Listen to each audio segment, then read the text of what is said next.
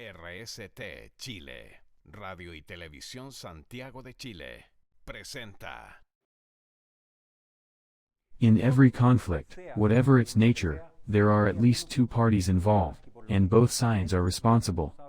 In the political conflict that our country is living through, this means, the process of revolutionary insurrection that has been unfolded without stop, at all so far, the nature, attributes and relations of at least one of its actors, is diffuse, precisely because it is the model of dissipated molecularly revolution, of which we have been systematically commenting on this channel.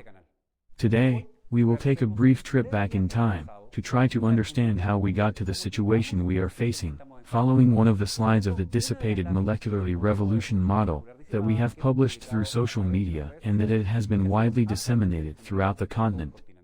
In 1985, the Barra Brava, hardcore supporters, for Colo Colo team, called Garra Blanca, White Claw, was founded. At first, it had links with the military regime, through some of its historical leaders. As we will see, that situation changed radically with the time. Barras Bravas are the local reproduction of a global phenomenon that started in England in 1912, when a soccer game between Liverpool and Manchester had to be suspended because of the acts of the hooligans, which in the 60s, became notorious and started to be imitated in other countries of the world. An absolutely key landmark of the insurrectional Chilean process occurred in 1991, when one of the most relevant authors of deconstruction, the linguist and philosopher Felix Guattari, theoretical author of Molecular Revolution, visited Chile for a short period, being interviewed by the deconstructionist poet, Juan Luis Martinez. That visit, in that moment, went completely unnoticed for right-wing intellectuals, was the official arrival to the country of the deconstruction thesis, that has been operating since then.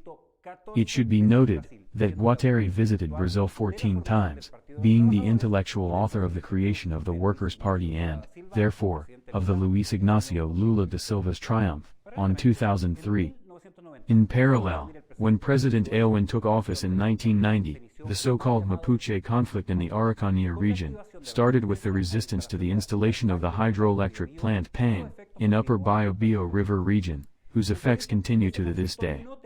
Originally, that conflict had nothing to do with the demand for land, that has been sustained as a main route during decades, since during the military regime, 70,000 property titles were awarded to owners of Mapuche origin.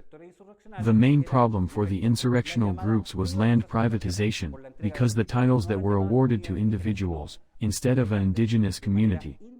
That was the basic ideological factor that motivated the insurrection in that region, which remains to our day.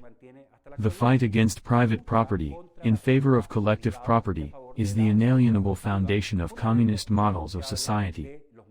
Also, in 1991 another landmark occurred in the implementation of the deconstruction thesis in the country, with the creation of a movement for defense of homosexuals, due to the arrest of a member of the Communist Party in a center of Santiago, for moral offenses that lead to his expulsion from the party. He became one of the pioneers and main broadcasters of gender ideology activist, the current president, of the Homosexual Integration and Liberation Movement, MOVE, Rolando Jimenez, despite the fact that in March of last year he resigned for a day from the presidency of his organization. Thus for at least 30 years, one of the most important fractures, or schisms of deconstruction, the promotion of the gender diversity, started radical and systematically operating in Chile, and its effectiveness and impact can be noticed, with the approval this week of the marriage equality law thanks to the votes of the liberal right wing, headed by the Evópolis Representative Party, Deputy Felipe Cast, and others. Let's go back to our timeline. In 1994, Hugo Chavez visited this country after being released from prison where he was being held, for leading a military uprising against the government of Carlos Andrés Pérez. His visit went unnoticed again, and for that reason, has been considered as secret although it never was. The former commander was able to meet with groups of leftist militant leaders and sympathizers, headed by the Marxist historian Luis Vitali, and visited the house of the leftist nationalist, Professor Pedro Godoy. The leftist magazine, Punto Final, was the only media that in this occasion interviewed Chavez. It should be noticed that during the visit in the house of the Professor Godoy, Hugo Chavez crossed himself in front of a Virgen del Carmen, Chilean army patron saint, picture, since at that time he still kept some spiritual values that he eventually left behind to lead the Bolivarian revolution in Venezuela. By that way, the first relations between Chavismo and Chile were settled, and they have been kept ever since with the participation of numerous Venezuelan subversive agents, during the current insurrection in our country, that we will learn about in the next videos of this channel. In 1995, operatives and ideologues of the Basque terrorist organization, Euskadi Ta Eskadasuna Homeland and Liberty in Euskara language, better known as ETA, made contact with the subversive vanguard that were operating in the Araucanía region. However, the Chilean links with that organization are much older, and started on 1978 in Paris, France, when the revolutionary left movement, MIR, and descendants of Catalan's people, Antonio Lorca Puig, aka Conio Luis Gustavo Burruchaga, was the first to make contact with ETA through one of its main leaders, Domingo Iturbe Alba, aka Tsoman Iturbe, and settled collaboration agreements between the two terrorist organizations behind the back of the official direction of MIR, led in Chile by another Spanish descent, Arturo Villavela, aka Cano Aguilar.